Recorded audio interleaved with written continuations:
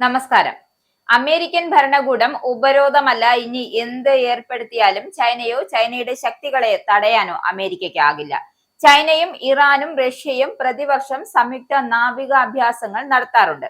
കഴിഞ്ഞ വർഷം ഇറാന്റെ ഇസ്ലാമിക് റവല്യൂഷണറി ഗാർഡ് കോർപ്സിന് ബാലിസ്റ്റിക് മിസൈൽ പ്രോഗ്രാമിൽ ഉപയോഗിക്കാനായി കെമിക്കൽ പ്രിക്കേഴ്സറുകൾ നൽകിയത് പല ചൈനീസ് സ്ഥാപനങ്ങൾക്കും US ട്രഷറി വകുപ്പ് ഉപരോധം ഏർപ്പെടുത്തിയിരുന്നു.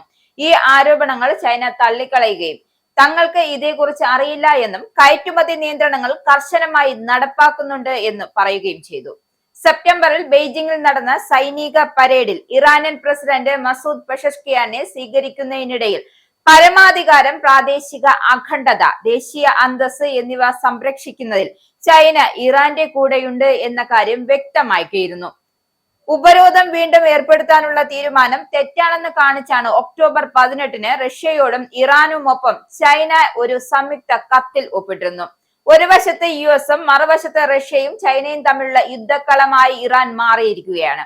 ഇറാനിൽ ഒരു പാശ്ചാത്യ അനുകൂല ഭരണകൂടം ഉണ്ടാകാൻ ചൈന ആഗ്രഹിക്കുന്നില്ല. അത് അവരുടെ താല്പര്യങ്ങൾക്ക് ഭീഷണിയാകുമെന്നും ഈ ഭരണകൂടം നിലനിന്ന് പോകുമെന്നു തന്നെയാണ് അവർ പ്രതീക്ഷിക്കുന്നത്.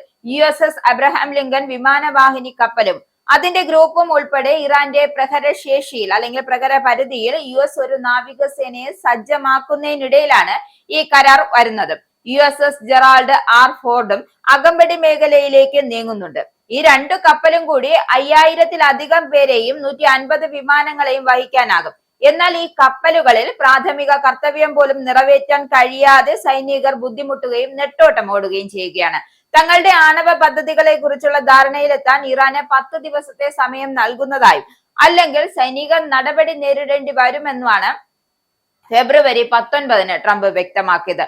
ട്രംപ് ആക്രമണത്തിന് ഉത്തരവിട്ടാൽ ഇറാനു നേരെ ആഴ്ചകളോളം നീണ്ടു നിൽക്കുന്ന ഓപ്പറേഷൻ നടത്താൻ US തയ്യാറെടുക്കുന്നതായാണ് പുറത്തുവരുന്ന വിവരം. എന്തായാലും കഴിഞ്ഞ വർഷത്തെ യുദ്ധത്തിൽ ശോഷിച്ച ഇറാന്റെ ആയുധ ശേഖരത്തിൽ CM-302 വാങ്ങുന്നത് വലിയ പുരോഗതി ഉണ്ടാക്കുമെന്നാണ് സ്റ്റോക്ക്ഹോം ഇന്റർനാഷണൽ പീസ് റിസർച്ച് ഇൻസ്റ്റിറ്റ്യൂട്ടിലെ മുതിർന്ന ഗവേഷകർ ചൂണ്ടിക്കാട്ടുന്നത്.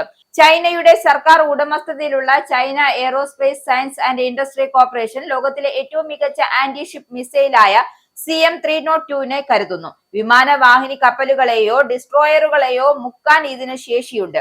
ഈ ആയുധ സംവിധാനം കപ്പലുകളിലെയോ വിമാനങ്ങളിലെയോ മൊബൈൽ ഗ്രൗണ്ട് വാഹനങ്ങളിലോ ഘടിപ്പിക്കുകയും ചെയ്യാം. കരയിലുള്ള ലക്ഷ്യങ്ങളെ തകർക്കുവാൻ ഇതിന് സാധിക്കുകയും ചെയ്യും. ചൈനീസ് ഉപരിതല വായു മിസൈൽ സംവിധാനങ്ങൾ, ബാലിസ്റ്റിക് വിരുദ്ധ ആയുധങ്ങൾ, ഉപഗ്രഹ വിരുദ്ധ ആയുധങ്ങൾ എന്നിവ വാങ്ങുന്നതിനും ഇറാൻ ചർച്ചകൾ നടത്തുന്നുണ്ട് എന്നാണ് സൂചന. 1980-കളിൽ ചൈന ഇറാന്റെ പ്രധാന ആയുധ വിതരണക്കാരായിരുന്നു എങ്കിലും അന്താരാഷ്ട്ര സമ്മർദ്ദത്തെ തുടർന്ന് 1990-കളുടെ അവസാനത്തോടെ വൻതോതിലുള്ള ആയുധ കൈമാറ്റം കുറഞ്ഞു. എന്തായാലും സമീപ വർഷങ്ങളിൽ ചൈനീസ് കമ്പനികൾ ഇറാൻ മിസൈൽ സംബന്ധിയായ വസ്തുക്കൾ നൽകുന്നതായും US ഉദ്യോഗസ്ഥർ ആരോപിച്ചിട്ടുണ്ട്. സമ്പൂർണ്ണ മിസൈൽ സംവിധാനങ്ങൾ വിതരണം ചെയ്യുന്നതിനാൽ പരസ്യമായി കുറ്റപ്പെടുത്തിയിട്ടില്ലതാനും.